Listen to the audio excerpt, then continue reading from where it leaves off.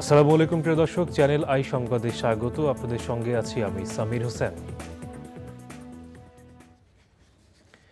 বিস্তারিত সংবাদের শুরুতে জানিয়ে দিচ্ছি সুপার ফ্রেশ সয়াবিন অয়েল সংবাদ শিরোনামগুলো। দলীয় সরকারের অধীনে চাপমুক্ত ভোট করা সম্ভব বলে মনে করে ইসি। নির্বাচন সুষ্ঠু করতে স্ট্রাইকিং ফোর্স হিসেবে মাঠে থাকবে সেনাবাহিনী।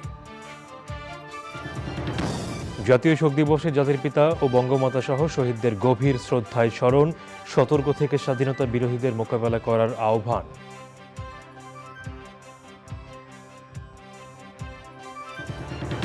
বীর মুক্তিযোদ্ধা স্বাধীনতা পুরস্কারে ভূষিত বিমান বাহিনীর সাবেক প্রধান সুলতান মাহমুদের মৃত্যুতে শোক। আগামীকাল দুটি জানাজার নামাজ শেষে বিএএফ শাহীন কবরস্থানে দাফন। নারী বিশ্বকাপ ফুটবলে সেমিফাইনালে সুইডেনকে হারিয়ে প্রথমবার ফাইনালে স্পেন। আজ দ্বিতীয় সেমিতে অস্ট্রেলিয়ার প্রতিপক্ষ ইংল্যান্ড।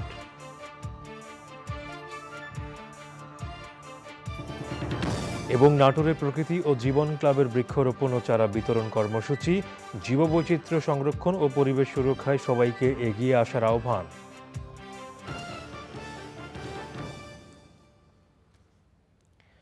সংবাদ শিরোনামগুলো জানাচ্ছিলাম। এখনকার সংবাদ আয়োজন একই সঙ্গে চ্যানেল আইয়ের ইউটিউব চ্যানেল এবং চ্যানেল আইয়ের ওটিটি প্ল্যাটফর্ম আই স্ক্রিনে লাইভ স্ট্রিম হচ্ছে। এবার বিস্তারিত। দলীয় সরকারের অধীনে চাপমুক্ত সুষ্ঠু ভোট করা সম্ভব বলে মনে করে নির্বাচন কমিশন। নির্বাচন কমিশনার মোহাম্মদ আলমগীর জানিয়েছেন, দ্বাদশ জাতীয় সংসদ নির্বাচন সুষ্ঠু করতে স্ট্রাইকিং ফোর্স হিসেবে মাঠে থাকবে সেনাবাহিনী। ভোট সামনে রেখে সেপ্টেম্বর থেকে নির্বাচনী কর্মকর্তাদের প্রশিক্ষণ শুরু হচ্ছে জানিয়ে তিনি বলেন, আস্থা অর্জনের নামে বিরোধী দল বা কাউকে বিজয়ের নিশ্চয়তা দেয়া ইসির দায়িত্ব নয়। সোমা ইসলামের রিপোর্ট। নির্বাচনী রোডম্যাপের হিসাব কষে ইসি বলছে, আগামী জাতীয় সংসদ নির্বাচন যদি 2024 সালের জানুয়ারি মাসের প্রথম সপ্তাহে হয় তাহলে তফসিল ঘোষণা হবে নভেম্বরের শেষে, আর ডিসেম্বরে ভোট করলে তফসিল ঘোষণা করা হবে নভেম্বরের প্রথমে।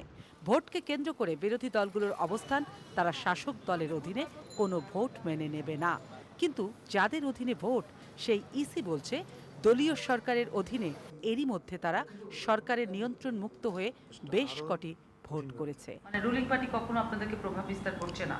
না, কখনোই করেন নাই, কখনোই করেন। আমরা এই পর্যন্ত দায়িত্ব নেওয়ার পর কখনোই আমরা এই অনুভব করিনি যে কেউ আমাদের, খালি রুলিং পার্টি কেন, কোনো পার্টি, কোনো প্রার্থী, কোনো ব্যক্তি, কোনো গোষ্ঠী আমাদের উপরে কোনো চাপ প্রয়োগ করেনি এবং চাপ প্রয়োগ করার কোনো সুযোগও নেই। আমাদের এ পর্যন্ত যতগুলো নির্বাচন করেছি আমরা তো স্যাটিসফাইড যে আমরা নির্বাচনের অনুষ্ঠান নিয়ে অন্তত কোনো সমস্যা হয়নি, মানে বড় রকম কোনো সমস্যা যে নির্বাচনটা একেবারেই মানে উলটপালট হয়ে গেছে, নির্বাচনে ব্যাপক কারচুপি হয়েছে বা ওই আইনশৃঙ্খলা পরিস্থিতি এতই অবনতি হয়েছে নির্বাচনের পূর্ব বা নির্বাচন পরবর্তীতে সেখানে সহিংসতা ঘটেছে, জানমালের ক্ষতি হয়েছে, এরকম ঘটনা তো একটা করে নেই।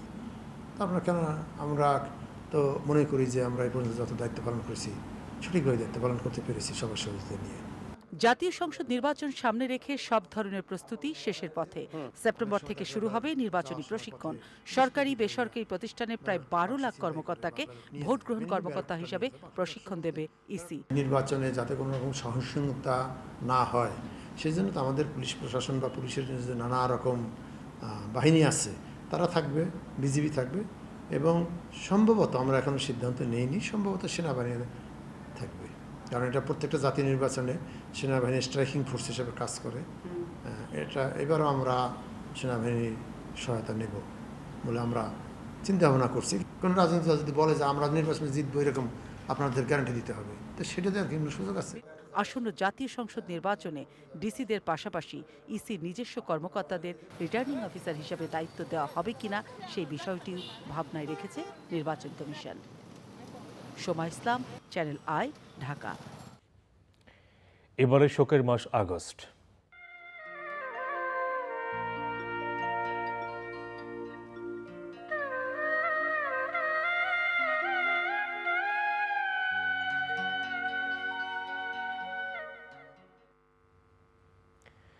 জাতীয় শোক দিবসে জাতির পিতা বঙ্গবন্ধু শেখ মুজিবুর রহমানের সমাধিসৌধে শ্রদ্ধা জানিয়েছেন প্রধানমন্ত্রী শেখ হাসিনা। এ সময় বঙ্গবন্ধু সহ 15 আগস্টের হত্যাযজ্ঞের শিকার অন্যান্য শহীদদের বিদেহী আত্মার মাগফিরাত, শান্তি কামনা করে বিশেষ দোয়া করা হয়। গোপালগঞ্জ প্রতিনিধি আসাদুজ্জামান বাবুলকে সঙ্গে নিয়ে মধু ত্রিপুরার ক্যামেরায় নীলাদ্রি শেখরের রিপোর্ট।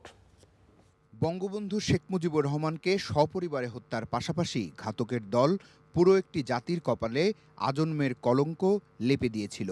সেই মহাত্মা বঙ্গবন্ধু শায়িত আছেন নিভৃত টুঙ্গিপাড়ার এই মাটিতেই। জাতির পিতা বঙ্গবন্ধু শেখ মুজিবুর রহমানের ৪৮তম শাহাদাত বার্ষিকী এবং জাতীয় শোক দিবস উপলক্ষে ঢাকা থেকে টুঙ্গিপাড়ায় আসেন প্রধানমন্ত্রী শেখ হাসিনা। বেলা ১২টার কিছু আগে জাতির পিতার সমাধিতে ফুল দিয়ে শ্রদ্ধা জানান প্রধানমন্ত্রী। বিয়োগলের করুণ সুর আর ৩ বাহিনীর সশস্ত্র সালামে জানানো হয় রাষ্ট্রীয় সম্মান।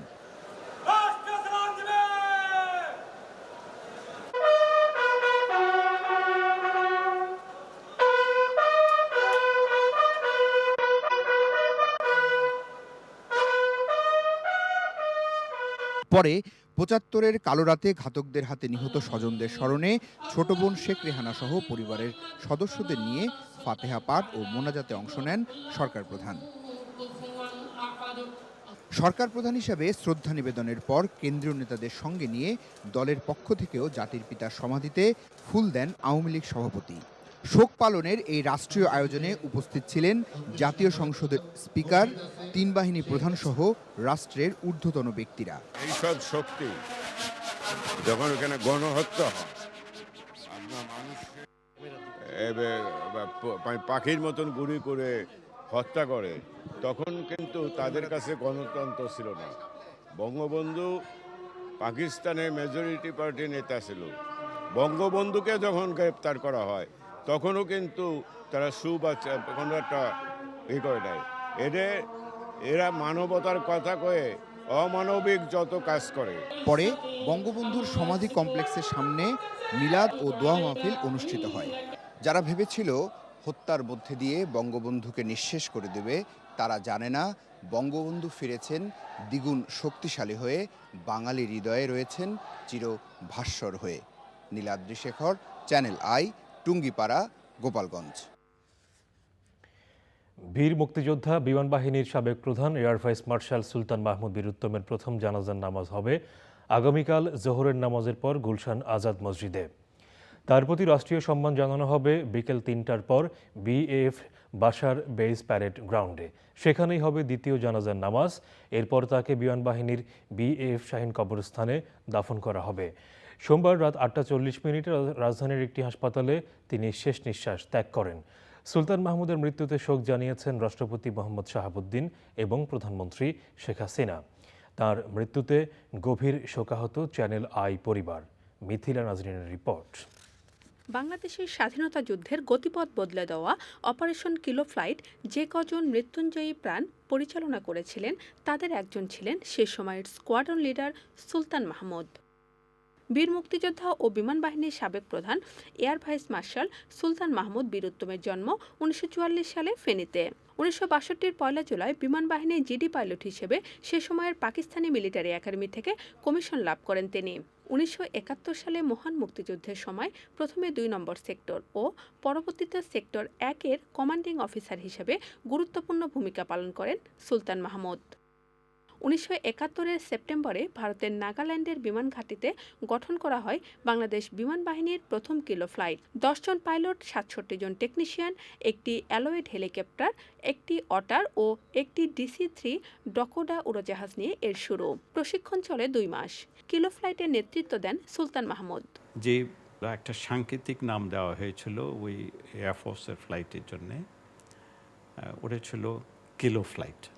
আমি যখন প্রথম গেলাম দিমাপুরে, তখন দেখলাম যে এটা একবারে অ্যাবান্ডেন, মানে কি রিয়েল অ্যাবান্ডেন। ওখানে ছোট্ট একটা এয়ার ট্রাফিক কন্ট্রোলের সাম কাইন্ড অফ অবকাঠামো। ৩রা ডিসেম্বর ১৯৭১ প্রথম অভিযানে ভারতের কৈলাসহর বিমান ঘাঁটি থেকে মাঝরাতে অত্যন্ত সাহসিকতার সাথে বাংলার আকাশসীমায় প্রবেশ করে সফল অভিযান পরিচালনা করেন কিলো ফ্লাইটের সদস্যরা। নারায়ণগঞ্জে তেলের ডিপোতে সফল আঘাত হানে স্কোয়াড্রন লিডার সুলতান মাহমুদ ও ফ্লাইট লেফটেন্যান্ট বদরুল আলমের নেতৃত্বে একটি অ্যালোয়েড হেলিকপ্টার। তো আমরা টার্গেট সিলেকশনসগুলো বেশিরভাগ করেছি যাতে ইমিডিয়েট একটা ভয় ভীতি আসে পাকিস্তানিদের মাঝে। কিছু ইন্টারডিকশন করেছি, মুভমেন্ট, ট্রুপস মুভমেন্টগুলো বন্ধ করে দিয়েছি সব রাস্তার উপরে। ফেরিগুলোকে আমরা ধ্বংস করেছি। রায়পুরের কাছে একটা ফেরির উপরে তো আমি নিজেই ছিলাম, ওটার উপরে আশ্চর্য হয়ে গেছে। ওটা নর্মাল ট্রাক ছিল, আমি ট্রাকে ফায়ার করলাম ওই ফেরির উপরে, কিন্তু ইট বাস্টেড। প্রথম সফল অভিযানের পর আরও বেশ কয়েকটি অভিযান চালায় বাংলাদেশ বিমান বাহিনী। এর ফলে বাংলাদেশ ভূখণ্ডে পাকিস্তানি বাহিনী উড্ডয়ন ক্ষমতা হারাতে থাকে। এবং এই স্বল্প কয়েকদিনের ভিতরে আমরা যে 40 ঊর্ধ্বের মিশন করেছি এবং আল্লাহর রহমতে সবগুলি সাকসেসফুল হয়েছে। এবং আমার ছেলেদের প্রতি বিশেষ করে আমি বলবো যে আমাদের টেকনিশিয়ানস যারা ছিলেন, এর যে কত কষ্ট করেছেন তখন তারা, শুধুমাত্র প্রফেশনাল নলেজ দিয়ে নয়, তাদের দিল দিয়ে। আমরা ওদের সঠিকভাবে এখনও সম্মান দিতে পারি। আমি আশা করছি সরকার নিশ্চয়ই এর চিন্তাধারা কিছু করবেন। বিমান বাহিনীর এই আক্রমণ মহান মুক্তিযুদ্ধে বাংলাদেশের বিজয় অনেকটা ত্বরান্বিত করে। মুক্তিযুদ্ধে অসামান্য অবদানের জন্য বীর উত্তম খেতাবে ভূষিত হন সুলতান মাহমুদ। 2018 সালে দেশের সর্বোচ্চ বেসামরিক সম্মাননা পদক স্বাধীনতা পুরস্কারে ভূষিত হন তিনি।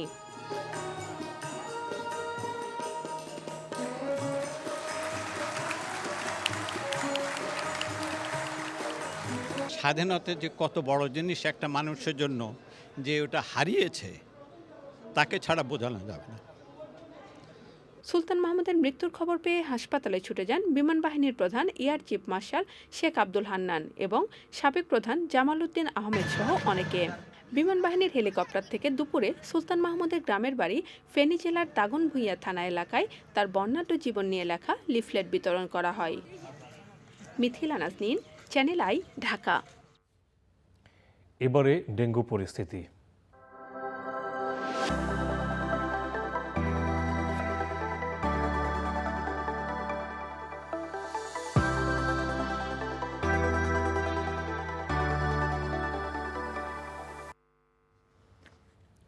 চলতি বছর ডেঙ্গুতে আক্রান্ত হওয়ার ঊর্ধ্বমুখী হারের কারণে রোগী ও স্বজনদের ভোগান্তির সাথে বাড়ছে চিকিৎসা ব্যয়ও।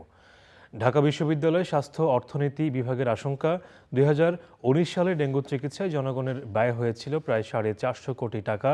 চলতি বছর সেই চিকিৎসা ব্যয় দ্বিগুণের বেশি বেড়ে 1000 কোটি টাকা ছাড়িয়ে যাবে বলে আশঙ্কা করছেন বিশেষজ্ঞরা। জানাতুল ওয়াকিয়া কেকার রিপোর্ট। চলতি বছর ডেঙ্গুতে সর্বোচ্চ আক্রান্ত হয়েছে জুলাই মাসে 43,854 জন। মৃত্যু হয়েছে সর্বোচ্চ 204 জনের। আর আগস্টের প্রথম 2 সপ্তাহে ডেঙ্গুতে আক্রান্ত 36,000-এর বেশি মানুষ। এ মাসের প্রথম 2 সপ্তাহে মৃত্যু হয়েছে 165 জনের। 19 সালে আমরা যেটা দেখেছিলাম সেটা হলো যে সরকারি হসপিটালে যারা ঢাকাতে ট্রিটমেন্ট নিয়েছিল, সরাসরি ঢাকাতে এসেছিল, তাদের 11,000 টাকা করে খরচ হয়েছিল, এবং যারা ঢাকার বাইরে থেকে রিফার্ড হয়ে এসেছিল তাদের 20,000 টাকা খরচ হয়েছিল। আর প্রাইভেট হসপিটালকে আমরা 3টে ক্যাটাগরিতে ভাগ করেছিলাম, এ, বি এবং সি। এই ক্যাটাগরি যে টপ হসপিটালগুলো আছে, এখানে একজন রোগীর প্রায় 2 লাখের বেশি খরচ হয়েছিল। আর বি ক্যাটাগরি যেটা ছিল, সেখানে খরচ হয়েছিল ধরেন যে আমাদের 41,000 টাকার মতো। আর টোটাল আমরা যেটা দেখেছিলাম যে ওই সময় যে টোটাল রোগী হয়েছিল, সেখানে প্রায় 450 কোটি টাকার মতো আমরা দেখেছিলাম যে টোটাল ইকোনমিতে খরচ হবে। এইবার আমাদের যেটা বিষয় সেটা হচ্ছে যে ডেঙ্গুর প্রকোপটা অনেক বেশি, দ্রুত রোগীর সংখ্যা বাড়ছে। একটা পথ্য, একটা ডাব আগে হয়তো 80 টাকা পাওয়া যেত, কিন্তু এখন 150 টাকা লাগে। সব ওষুধের দাম বেড়েছে, আপনি জানেন। ওভার টাইম ওষুধের দাম বেড়েছে, জিনিসপত্রের দাম বেড়েছে, ট্রান্সপোর্ট কস্ট বেড়েছে, স্যালাইনের দাম বেড়ে যাচ্ছে, আপনারা দেখতে পাচ্ছেন। এগুলো সব যদি হিসেবে আনা হয়, তাহলে আমার মনে হয় যে খরচ 1000 কোটি টাকার উপরও ছড়িয়ে যেতে পারে, এবং তার বেশিও হতে পারে। চলতি বছর তরুণ, কর্মক্ষম এবং উৎপাদনশীল মানুষ বেশি আক্রান্ত হচ্ছেন। একই পরিবারের একাধিক সদস্যের আক্রান্ত হওয়া এবং ডেঙ্গুর একাধিক সেরোটাইপজনিত জটিলতায় চিকিৎসার খরচ বাড়ছে। উপজেলা স্বাস্থ্য কমপ্লেক্স বা ইউনিয়নের যে সেন্টারগুলো আছে বা ডিস্ট্রিক্টে যেটা আছে, এটা মানুষের বাড়ির কাছাকাছি। এইগুলো থেকে যদি তারা সার্ভিসটা, তাদের যে সার্ভিসটা দরকার হতো, ওই লেভেল অফ সেন্টার যে সার্ভিসটা দেওয়ার কথা, সেই সার্ভিসটা যদি রোগীরা পেয়ে যেত, তাহলে তাদের এই দূরের হসপিটালে যেতে হতো না। এবং ফলে তারা কিন্তু প্রতি বছর এটা কিন্তু 4,000 কোটি টাকা মানুষের পকেট থেকে সেভ করা যেত। স্বাস্থ্য অধিদপ্তরের health emergency operation centre and control রুমের তথ্য বিশ্লেষণে দেখা গেছে, আক্রান্তদের মধ্যে ৬২.৭% পুরুষ আর নারী ৩৭.৩%। ডেঙ্গুতে আক্রান্ত পরিবার, বিশেষ করে নিম্নবিত্ত ও শ্রমজীবী মানুষের চিকিৎসার ব্যয় কমাতে বিশেষ ব্যবস্থা নেওয়ার আহ্বান জানিয়েছেন সংশ্লিষ্টরা। জান্নাতুল বাকিয়া কেকা, চ্যানেল আই, ঢাকা। এবারে আই স্ক্রিন নারী বিশ্বকাপ ফুটবল 2023।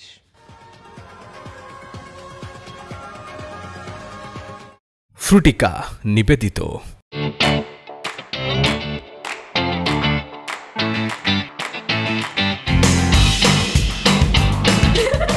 রূপান্তরের রচনা ও মুনতাসির বিপনের পরিচালনায় চ্যানেল আয়ের নতুন ধারাবাহিক অল্প স্বল্প গল্প দেখুন প্রতি বৃহস্পতিবার রাত 7:50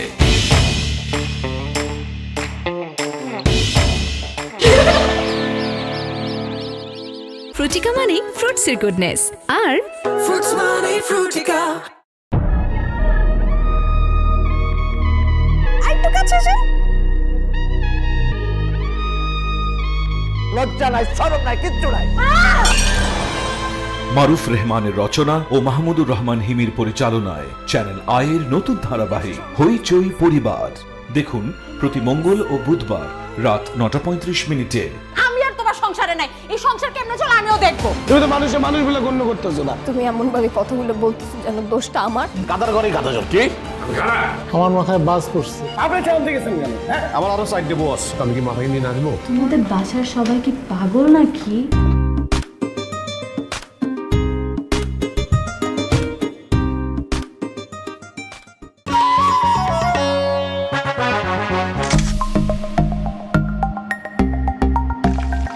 লা অলিভা দেশ বিদেশের রান্না সম্পূর্ণ নতুন। লা অলিভা দেশ বিদেশের রান্না দেখুন প্রতি বুধবার বাংলাদেশ সময় সন্ধ্যা 6:20 শুধুমাত্র চ্যানেল আইতে।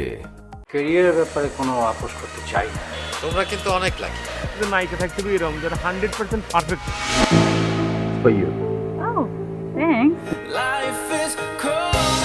সাগর জাহান বৃক্ষরোপণ ও চারা বিতরণ করেছে প্রকৃতি ও জীবন ক্লাব। কর্মসূচিকে ঘিরে দীঘাপতিয়া এমকে কলেজে মতবিনিময় সভা উদ্বোধন করেন নাটোরের জেলা প্রশাসক আবু নাসের ভূঁইয়া। বিশেষ অতিথি ছিলেন নাটোরের পুলিশ সুপার তারিকুল ইসলাম। রেজাউল করিম রেজার পাঠানো তথ্য ভিডিও চিত্রে সাবরিন হাসানের রিপোর্ট।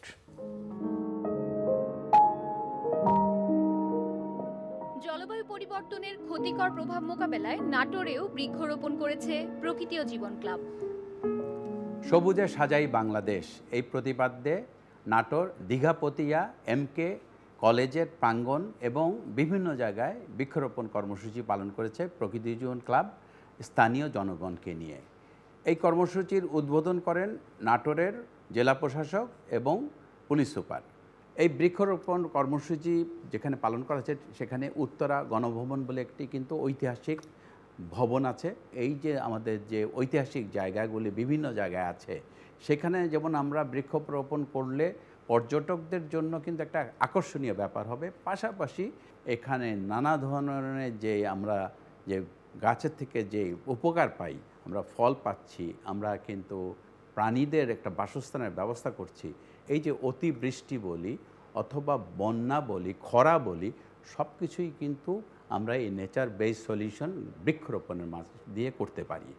সব কিছু মিলিয়ে বৃক্ষরোপণের বিকল্প নেই এবং এটা কিন্তু আমরা সারা বাংলাদেশে আমাদের ছড়িয়ে দিতে হবে এবং আমরা সবাই মিলে যখন হাতে হাত মিলিয়ে একসাথে এই কাজটি করব তখনই কিন্তু এই বৃক্ষরোপণের কর্মসূচি সাফল্য পাবে।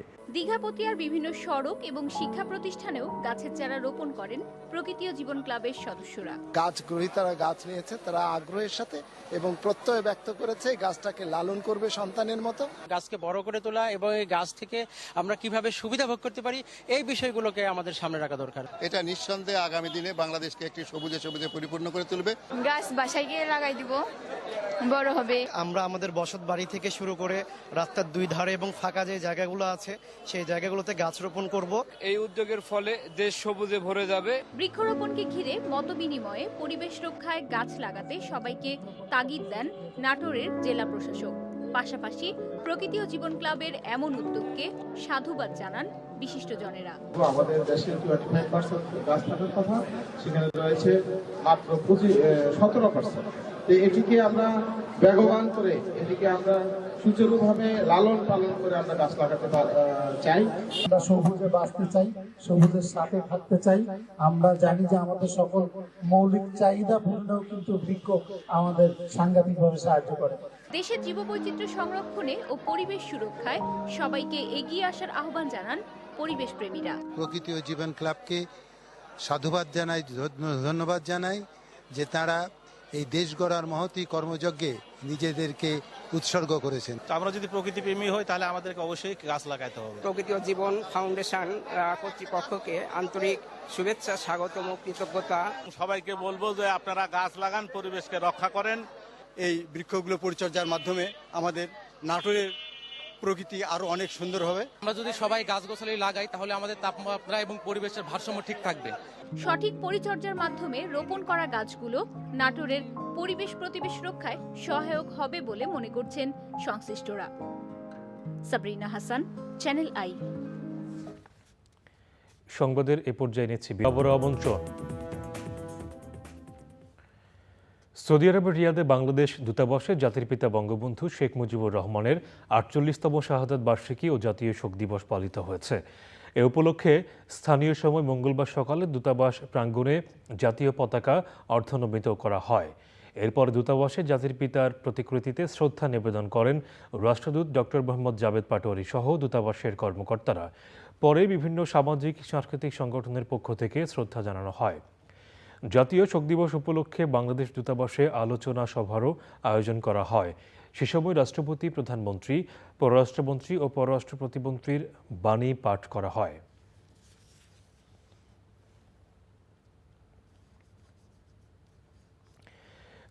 সালের মার্কিন প্রেসিডেন্ট নির্বাচনে জর্জিয়া অঙ্গরাজ্যে পরাজয়ের ফল উল্টে দেওয়ার চেষ্টার অভিযোগে অভিযুক্ত হয়েছেন সাবেক মার্কিন প্রেসিডেন্ট ডোনাল্ড ট্রাম্প সহ তার 19 মিত্র। জর্জিয়ার আইনজীবীরা ট্রাম্প ও তার মিত্রদের বিরুদ্ধে 41টি অভিযোগ এনেছেন। এর মধ্যে ট্রাম্পের বিরুদ্ধে কারসাজি এবং নির্বাচনী হস্তক্ষেপ সহ 13টি অভিযোগ আনা হয়েছে। এ সবগুলোই অস্বীকার করেছেন তিনি। একটি ফাঁস হওয়া ফোন কলের উপর ভিত্তি করে ট্রাম্পের বিরুদ্ধে তদন্ত শুরু হয়েছিল, যেখানে তিনি জর্জিয়ার শীর্ষ নির্বাচনী কর্মকর্তাকে 11,780টি ভোট খুঁজে বের করতে বলেছিলেন। এ নিয়ে গত 5 মাসে চতুর্থবারের মতো ফৌজদারি অভিযোগের মুখোমুখি হচ্ছেন ট্রাম্প। তবে এসব অভিযোগ ভিত্তিহীন ও রাজনৈতিকভাবে উদ্দেশ্যপ্রণোদিত বলে জানিয়েছেন ট্রাম্প। আগামী মার্কিন প্রেসিডেন্ট নির্বাচনে জয়ী হওয়ার আশা করছেন তিনি। এরই মধ্যে রিপাবলিকান পার্টির মনোনয়নের দৌড়ে এগিয়ে আছেন ডোনাল্ড ট্রাম্প। ভারতের হিমাচল ও উত্তরাখণ্ড প্রদেশে আকস্মিক বন্যা ও ভূমিধসে বাড়ি ভেঙে 50 জনের মৃত্যু হয়েছে। অতিবৃষ্টিতে 2 পাহাড়ি প্রদেশের প্রায় 700 রাস্তা বন্ধ হয়ে গেছে। কয়েক হাজার মানুষ গৃহহীন, স্রোতের তোড়ে অনেক সেতু ভেসে গেছে। ওয়ার্ল্ড হেরিটেজের মর্যাদা পাওয়া সিমলা কালকা রেলপথের কিছু অংশ ভেঙে গেছে। বেড়ে গেছে পাহাড়ি নদীগুলোর পানি। এ অবস্থায় সবাইকে বাড়িতে থাকতে বলেছেন মুখ্যমন্ত্রী সুখবিন্দর সিং সুখু। সরকার সবার কাছে ত্রাণ পাঠানোর চেষ্টা করছে বলেও জানান তিনি। বন্যায় মৃতের সংখ্যা আরও বাড়তে পারে বলে আশঙ্কা করা হচ্ছে। আবহাওয়া বিভাগ জানিয়েছে সিমলা, সোলান, মান্ডি সহ কয়েকটি এলাকায় প্রবল বৃষ্টির পূর্বাভাস রয়েছে। পরিস্থিতি আরও অবনতি হতে পারে বলে জানিয়েছে দেশটির আবহাওয়া বিভাগ। এবারে কৃষি সংবাদ।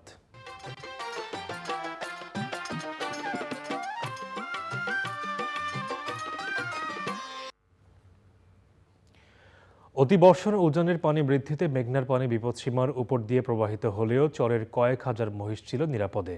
ভোলার বেশ কয়েকটি চরে আধুনিক কিল্লা নির্মাণ হয়, মহিষগুলো নিরাপদে আশ্রয় নিয়েছিল। এতে বড় ধরনের আর্থিক ক্ষতি থেকে রক্ষা পেয়েছেন খামারিরা। এমন আধুনিক মানের কিল্লা আরও প্রয়োজন বলে মনে করছেন তারা। ভোলা থেকে হারুন রশিদের পাঠানো তথ্য ও ভিডিও চিত্রে মাহফুজুল হাসানের রিপোর্ট। যে কোনো প্রাকৃতিক দুর্যোগেই বড় ধরনের ক্ষতির মুখে পড়তেন ভোলার চরাঞ্চলের গবাদি পশু পালনকারী খামারিরা। বিচ্ছিন্ন চরে মহিষ নিয়ে বাথানিয়াদের দুর্ভোগের সীমা ছিল না। পানির তোড়ে ভেসে যেত মহিষ, মহিষের বাচ্চা, গরু ও মাটির কিল্লা। কয়েক বছর আগে পল্লীকর্ম সহায়ক ফাউন্ডেশন PKSF এর ACP প্রকল্পের আওতায় গ্রামীণ জন উন্নয়ন সংস্থা ভেদুরিয়ার চর চটকিমারা, ভেলুমিয়ার চর চন্দ্রপ্রসাদ, মেঘনার চর মুন্সি ও ভেলুমিয়ার গাজীর চরে 4টি আধুনিক কিল্লা নির্মাণ করা হয়। অতি বর্ষণ আর উজানের পানির বৃদ্ধির সময়ে প্রতিটি কিল্লায় 500 মহিষ আশ্রয় নেয়। থই থই পানির মধ্যেও মাথা উঁচু করে দাঁড়িয়ে থাকে আধুনিক কিল্লাগুলো। প্রতি বর্ষায় প্রতি বছর কিল্লা করতে যাই আমাদের অন্তপক্ষে 2 লক্ষ টাকা খরচ হইতে, এবং পানিতে বন্যা হইলে একটু পানি বাড়তি হইলে অনেক মহিষের বাচ্চা মারা যাইতে, তারপরে বড় মহিষ অনেক সময় পানি কাদায় থাকায় জোহে পানিতে খাইয়া মহিষ নরম হয়ে যেতে। এখন আমার মহিষ গ্রামীণ জন্মের মাধ্যমে আমরা এই কিল্লাটা পাওয়ায় আমরা আমাদের মহিষও শান্তিতে আছে, আমরা অনেক লাভবান হইতেছি। আমাকে এই কিল্লাটায় বৈশ গরু রাখতে খুব সুবিধা, বেদর বাজে না, শুকনায় থাকে। এটা শুকনায় থাকার উদ্দেশ্য মনে করেন কোনো লিবাইনা পায় না, কোনো ঠান্ডায় পায় না। এবার বৈশ গরু বন্যা বাদল হইলে হাতুড়িয়া দেশে নেওয়া লাগবে, মরিয়া যাইতে, এই সব সাথে আমরা অনেক বিরতি আছি। আমরা মাটি দিয়ে আবার একটা কিল্লা করছি, এই কিল্লাটা বন্যা বাদল হলে ঝুঁকিপূর্ণ, আমাকে আরো একটা কিল্লার দরকার। আধুনিক কিল্লায় রয়েছে বর্জ্য নিরোধক, সুপেয় পানি এবং বাথানিয়াতে নিরাপদে থাকা খাওয়ার ব্যবস্থা। পানি যতই বাড়ুক, কিল্লায় আশ্রয় নেওয়া গবাদি পশুর কোনো ক্ষতি হয় না। Mahfuzul Hasan, channel I. এখন দেখবেন প্রকৃতি সংবাদ।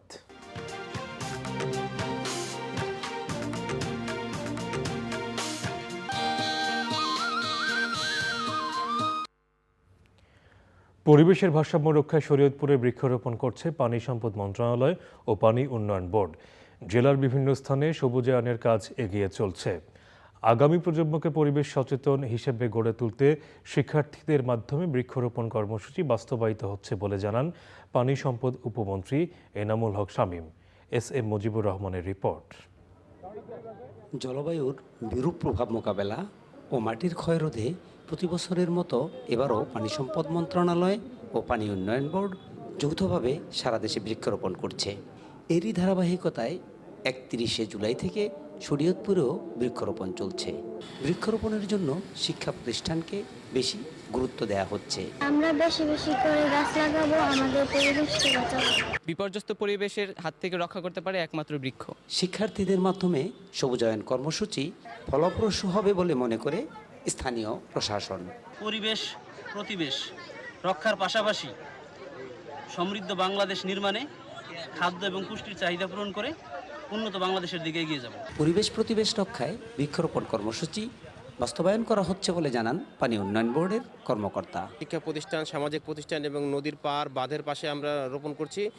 এই বৃক্ষরোপণ করার ফলে এগুলো ভূমি ক্ষয় রোধে সহযোগিতা করবে, পাশাপাশি এটি পরিবেশের ভারসাম্য রক্ষা করবে। একটি গাছ কাটলে 5টি গাছ লাগাতে হবে। প্রধানমন্ত্রীর এমন নির্দেশনাকে মাথায় রেখেই দেশব্যাপী বৃক্ষরোপণ কর্মসূচি বাস্তবায়ন করা হচ্ছে বললেন পানি সম্পদ উপমন্ত্রী।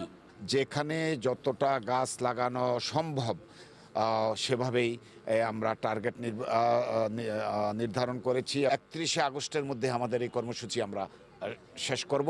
বৃক্ষরোপণের মধ্য দিয়ে শুধু পরিবেশের ভারসাম্য রক্ষাই নয়, নিরাপদ খাদ্য যোগানেও গাছগুলো ভূমিকা রাখবে বলে মনে করছেন বিশিষ্টজনেরা। শরীয়তপুর থেকে SM. Mujibur Rahman, channel I. এবারে খেলার খবর।